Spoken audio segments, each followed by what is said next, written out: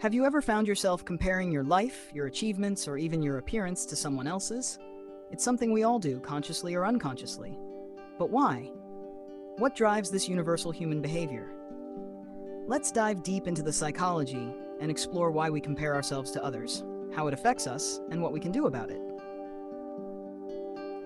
Comparison is as old as humanity itself. In our evolutionary past, comparing ourselves to others helped us gauge our place within a group. It was a survival mechanism. Knowing who was stronger, faster, or more skilled allowed us to learn, improve, and sometimes simply stay out of harm's way.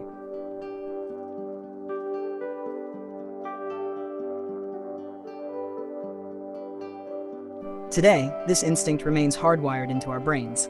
Psychologist Leon Festinger proposed the social comparison theory in 1954. He argued that we compare ourselves to others as a way to evaluate our own abilities and self-worth. It's like having a measuring stick, but instead of inches, it's other people.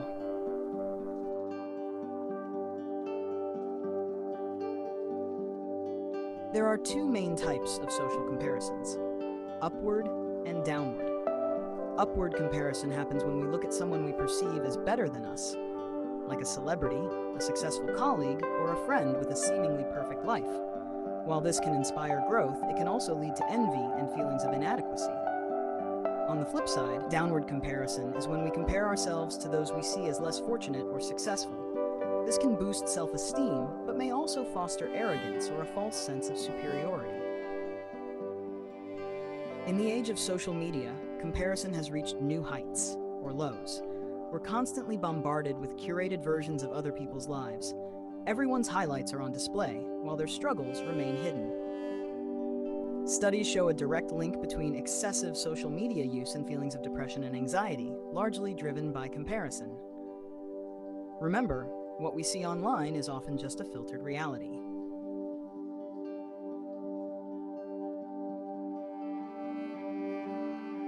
Comparison taps into our brain's reward system. Seeing someone succeed can trigger the release of dopamine, pushing us to aim higher. But it's a double-edged sword. This same system can make us feel like we're falling short when we don't measure up. From a psychological perspective, comparison can also be tied to self-improvement. By seeing others excel, we identify gaps in our abilities and strive to close them.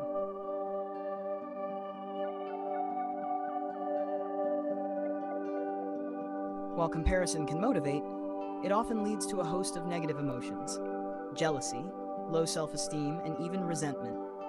It's easy to lose sight of our own journey when we're constantly measuring against others. Remember, comparing your beginning to someone else's middle, or their highlights, can create an unfair narrative in your mind.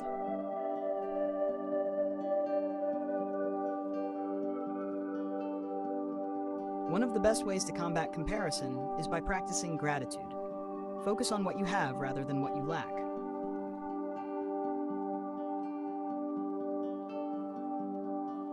Reduce time spent on platforms that make you feel inadequate. Consider taking breaks or curating your feed to follow inspiring, authentic content.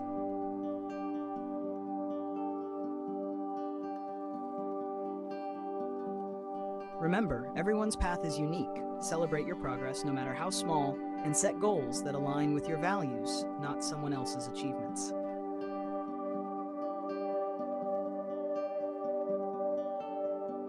The healthiest comparison is between your past self and who you are today.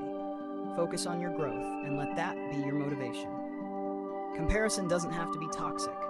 Use it constructively by learning from those who inspire you. Instead of envy, cultivate admiration and see what you can adopt to enhance your own life.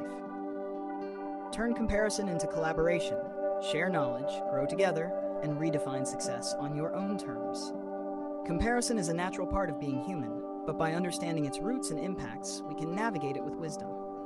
Remember, your journey is yours alone, unique, valuable, and incomparable.